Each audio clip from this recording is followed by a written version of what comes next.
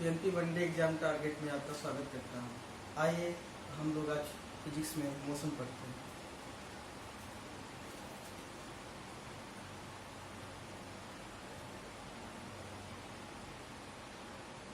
Motion है क्या दोस्तों? मोशन यानी एक तरह से हम कह सकते हैं कि कोई चीज पॉइंट पर अगर हम इस मार्कर को यहाँ रख रहे हैं और यहाँ से यहाँ मूव होकर आ जाए तो हम कहेंगे कि इस मार्कर ने मूव किया। तो अगर मोशन की बात करें तो मोशन दोस्तों दो टाइप की हो सकती है। एक तो आपकी लीनियर मोशन हो सकती है और दूसरी क्या हो सकती है, रोटेशनल मोशन। लीनियर मोशन क्या होती है दोस्तों? जैसे हम बात करें कि अगर पृथ्वी की बात करें तो पृथ्वी क्या कर रही है, आपको पता है कि सूर्य के चारों ओर चक्कर लगा रही है। तो जो इसकी गति होती है यानी ये जो आप चक्कर लगाना इसको हम करते हैं, ये क्या कह सकते हैं, इसको हम लीनियर मोशन कर सकते हैं। इसके साथ साथ पृथ्वी क्या करेगी, अपने अक्ष पर चारों लंगे क्या होती है, परितः घूमती भी रहती है। तो जो अपने अक्ष पर चारों को जो घूमना होता है इसको हम क्या कर सकते हैं, रोटेशनल मोशन कर सकते हैं। तो पहले हम लोग लीनियर मोशन के बारे में देखते हैं। तो लीनियर मोशन है क्या? लीनियर मोशन में यानी एक तरह से हम वन डायमेंशन हो सकता है, टू डायमेंशन हो सकता है, थ्री डायमेंशन। वन डी यानी एक तरह से हम कर सकते हैं, एक कोई तार है उस पर चलता हुआ कीड़ा या तो इधर जा सकता है या इधर मूव कर सकता है। तो इसकी गति को हम लोग कर सकते हैं कि वन डायमेंशन गति है। टू डायमेंशन गति क्या हो सकती है दोस्तों? यानी एक तरह से हम कह देंगे कि अगर क्रिकेट में विकेट कीपिंग करता हुआ तो जो विकेट कीपर होता है वो तो इधर साइड भी मूव कर सकता है, इधर भी मूव कर सकता है और आगे और पीछे इधर दोनों तरफ जा सकता है। तो इस तरह समता में जो गति होती है एक तरह से कह सकते हैं प्लेन गति होती है, उसको हम कह सकते हैं टू डायमेंशन गति। थ्री डायमेंशन की बात करें तो एक मक्खी की गति कर सकते हैं। अगर मक्खी की बात करें तो मक्खी दोस्तों इधर भी आगे भी जा सकती है और पीछे भी जा सकती है। उसके साथ साथ वो कहीं अप डाउन यानी कहीं भी मूव कर सकती है। तो इसकी गति को मक्खी की जो गति होती है उसको हम कह सकते हैं कि वो गति क्या है, थ्री डायमेंशन गति होती है।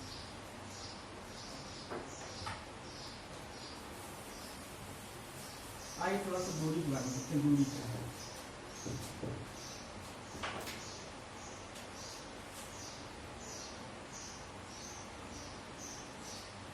जैसे दोस्तों इसको माने तो ओरिजिन है यहाँ 0 0। अगर यहाँ से कोई ऑब्जेक्ट मूव करता हुआ 5 मीटर आगे गया, फिर 5 मीटर अप गया और 5 मीटर यहाँ गया, तो हम कह सकते हैं ये फाइनल और इनिशियल पोजीशन से इसकी फाइनल दूरी कितना, अंतिम बिंदु तक इसकी दूरी कितनी है इसमें चला, तो हम कह सकते हैं कि इसमें 15 मीटर की दूरी तय है। आइए थोड़ा सा और इसको क्लियर करते हैं। हम कहें ये अगर दूरी 10 मीटर है और ये 10 मीटर है, अगर ए से और बी तक पहुंचा कोई ऑब्जेक्ट है तो यहाँ से यहाँ तक इसमें कितने डिस्टेंस ट्रेवल किया, 10 और 10 कितना 20 आप कर सकते हैं।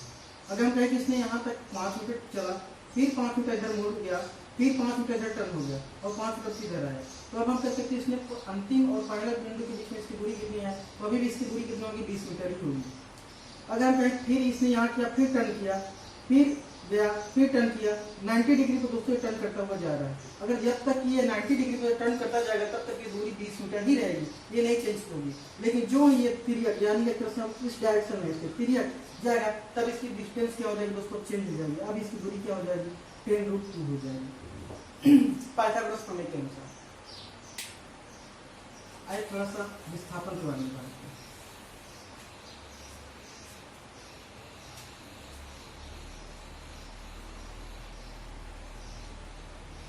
दूरी की तरफ विस्थापन क्या है दोस्तों? विस्थापन दूरी में अंतर है कि ये क्या आपकी सदिश राशि है और ये क्या अदिश राशि है।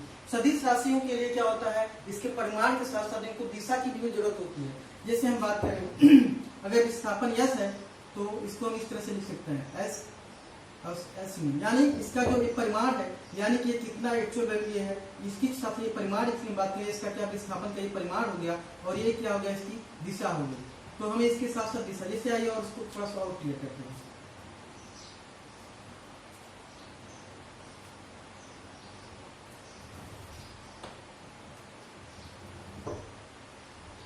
जैसे ये 10 और 10, अगर ए बी और सी से कोई कार ट्रेवल कर रही है इस बिंदु पर, तो अगर ए से और बी तक पहुंची तो हम कह सकते हैं कि यहाँ तक पहुंचने में उसने कितना दूरी ट्रेवल किया दोस्तों, तो उसने 10 मीटर की दूरी ट्रेवल किया। लेकिन अगर हम विस्थापन की बात करें तो विस्थापन का अगर 10 की बात करें तो 10 मीटर उसने ट्रेवल तो किया है, लेकिन साथ साथ हम इतना बता देने से काम नहीं होगा, हमें इसको ये भी बताना पड़ेगा कि इसकी डायरेक्शन किस डायरेक्शन में है। तो विस्थापन यानी कि अगर हम विस्थापन की बात करें दोस्तों तो विस्थापन 10 मीटर और इधर यानी आगे की डायरेक्शन में।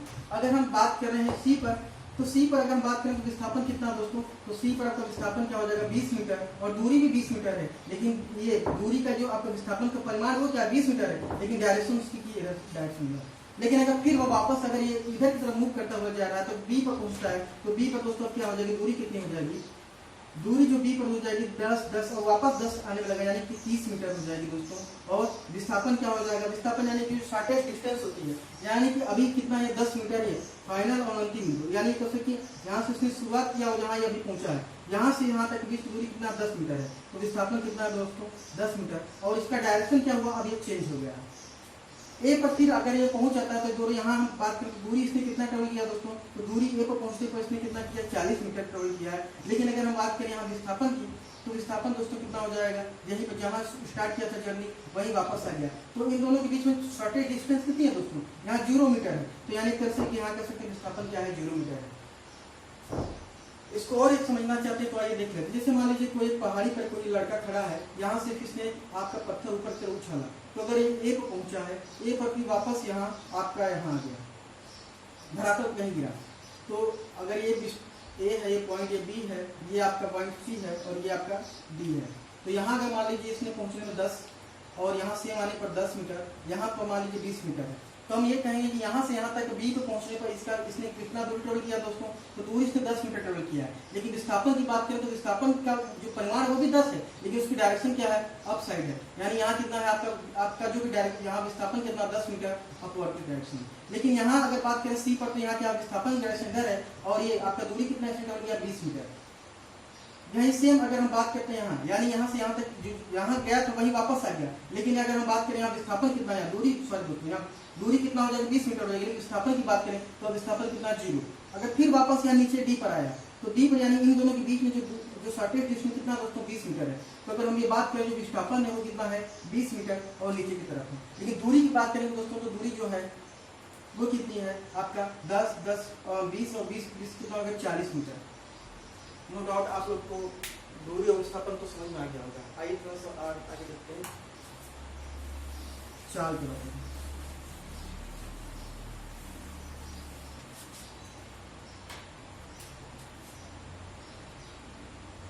चाल दोस्तों यानी एकांक समय में चलेगी दूरी, यानी कि अगर कोई ऑब्जेक्ट ए से बी तक पहुंचने में अगर मान लीजिए यहाँ के बीच की दूरी 100 मीटर है और इसने क्या किया 10 अगर 5 सेकेंड में इसने इस दूरी को ट्रेवल किया, तो हम इसकी चाल की बात करें तो चाल कितनी हो जाएगी दोस्तों 20 मीटर प्रति सेकेंड। यानी एक हम कर सकते हैं कि इसने एक सेकेंड में पहले सेकेंड में 20 मीटर की दूरी ट्रेवल किया होगा, फिर अगले सेकेंड में 20 मीटर की दूरी ट्रेवल किया होगा, फिर अगले सेकेंड में 20 मीटर की, फिर अगले सेकेंड में 20 मीटर की दूरी इसने ट्रेवल किया होगा और नेक्स्ट अगले सेकेंड इसने क्या होगा 20 मीटर की दूरी ट्रेवल किया होगा।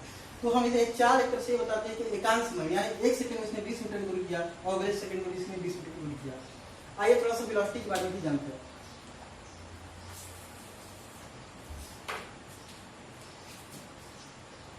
वेग, वेग दोस्तों क्या है, चाल और वेग में अंतर क्या है, वेग क्या है एक तरह से आपका सदिश राशि है, यानी सदिश यानी इसको बताने के लिए वेलोसिटी के साथ साथ में इसको बताने के लिए क्या होगा, इसको हमें इसके परिमाण के साथ साथ इसकी क्या होगा डायरेक्शन की भी जरूरत पड़ती है। यानी कि अगर हम बात करें तो ये आपका इसका परिमाण कितना है, ये इसका क्या होता है, ये वेग का ये परिमाण बताता है और ये क्या बताता है आपका, ये इसकी दिशा बताता है।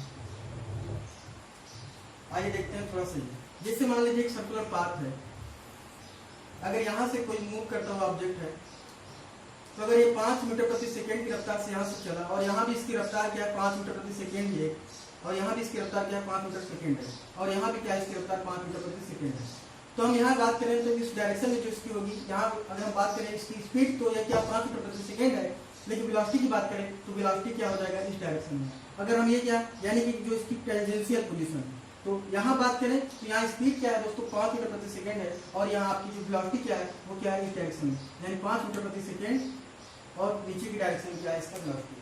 सेम यहाँ भी बात करें तो ये क्या हो जाएगा डायरेक्शन इधर की तरह, यानी 5 मीटर प्रति सेकेंड और डायरेक्शन किधर दोस्तों इधर साइड। अगर हम बात करें इधर तो ये क्या है यहाँ भी 5 मीटर प्रति सेकेंड और डायरेक्शन किधर यहाँ है, तो ये वेलोसिटी का। अब ये बात दोस्तों वेलोसिटी की और थोड़ा सा इसको क्लियर करते हैं।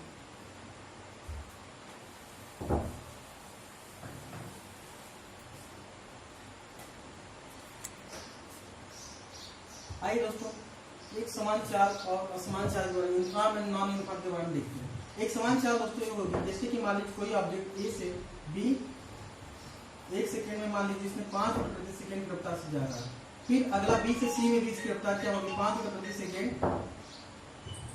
फिर सी तक पहुंचने में भी इसकी रफ्तार क्या है, 5 मीटर प्रति सेकेंड ही है। तो हम इसको कहेंगे दोस्तों कि इसकी जो रफ्तार है, चाल है, वो क्या होगा, हर सेकंड में क्या सेम है। तो इसको हम कहेंगे कि एक समान से 400 चल रहा है। लेकिन अगर हम यही बात करें कि यहाँ ए से बी तक पहुंचने में 1 सेकंड में उसने क्या किया, इसकी रफ्तार 5 मीटर प्रति सेकंड थी, और यहाँ बी से सी तक यहाँ पहुंचने में इसकी जो रफ्तार हो गई थी वो क्या होगी आपकी, अब 10 मीटर प्रति सेकंड होगी, और नेक्स्ट अगले में क्या हो जाएगी, इसकी रफ्तार 15 मीटर प्रति सेकंड हो जाएगी। इसको हम क्या कहेंगे, नॉन यूनिफॉर्म मोशन कहेंगे। जैसे दोस्तों कोई एक पहाड़ी पे लड़का खड़ा है, यहाँ से इसने मूव करना हमारा कोई गेंद ऊपर की तरफ से,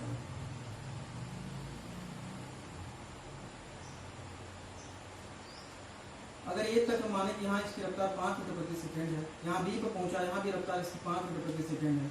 अगर यहाँ की बात करें, यहाँ भी 5 मीटर प्रति सेकंड है। अगर यहाँ की बात करें तो क्या कहेंगे हम, यहाँ की रफ्तार यहाँ तक 0 होगी, फिर यहाँ पहुंचा 5 मीटर प्रति सेकंड, यहाँ भी पहुंची, यहाँ भी 5 मीटर प्रति सेकंड, सेम यहाँ टकराते हो क्या हो जाएगी, स्पीड 0। आइए देखिए, अगर हम दोस्तों यहाँ बात करें पहले पोजीशन पे, यहाँ तो यहाँ हम बात करें तो यहाँ क्या होगा, यहाँ अगर हम बात करें स्पीड, तो स्पीड क्या है, 5 मीटर प्रति सेकंड है, इतना तो काम चल जाएगा। लेकिन हम वेलोसिटी की बात करें तो वेलोसिटी क्या हो जाएगी, 5 मीटर प्रति सेकंड, इसकी जो दिशा होगी वो क्या हो जाएगी, ऊपर की तरफ होगी। अगर यहाँ हम बात करें वेलोसिटी तो यहाँ क्या आएगा, इसका जो परिमाण है तो क्या है, 5 मीटर प्रति सेकंड यहाँ भी है, और इसका जो दिशा है वो क्या है, ऊपर की तरफ है। यहाँ देखिए 0 हो गई।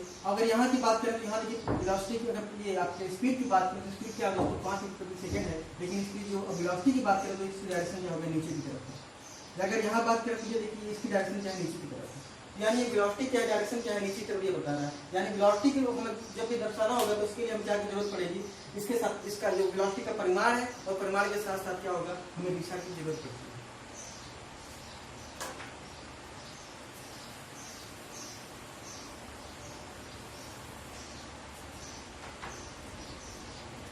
आइए औसत चाल के बारे में जानते हैं।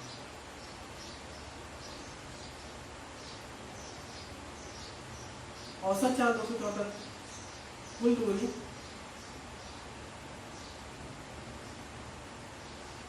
कुल समय।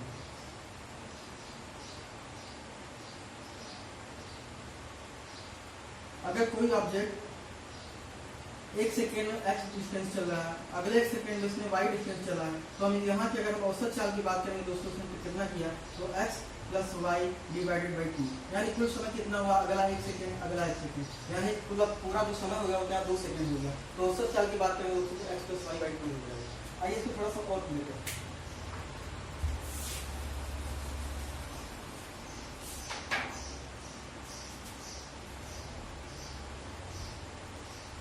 कोई ऑब्जेक्ट ए से बी, बी से सी, अगर मान लीजिए 100 मीटर, ये भी 100 मीटर डिस्टेंस है, इसको ट्रेवल करने में इसने 5 सेकंड का समय लिया, इसको ट्रेवल करने में इसने 10 सेकंड का समय लिया। तो यहाँ पहले वाले स्टेज में यहाँ से यहाँ पे प्रश्न इसकी वेलोसिटी कितना हो जाएगी, 100/5 यानी 100 यानी कि 20 मीटर प्रति सेकंड। B2 की बात करें तो कितना हो जाएगा, 100/10 यानी कि 10 मीटर प्रति सेकंड।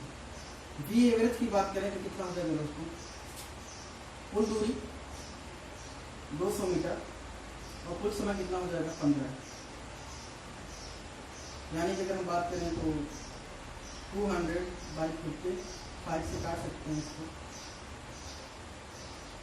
3 हो जाएगा, और 5 4 जा, यानी 40/3 मीटर प्रति सेकंड। इसका एक तरह से फॉर्मूला इसको और एक तरह से कर सकते हैं, बी एवरेज इक्वल टू क्या होता है, 2v1 v2 by v1 plus v2, यानी कितना हो जाएगा यहाँ 2 इंटू v1 की बात करें तो 20 इंटू v2 की बात करें 10 डिवाइडेड बाई कितना हो जाएगा 10 प्लस 20 प्लस 10 यानी कि 30।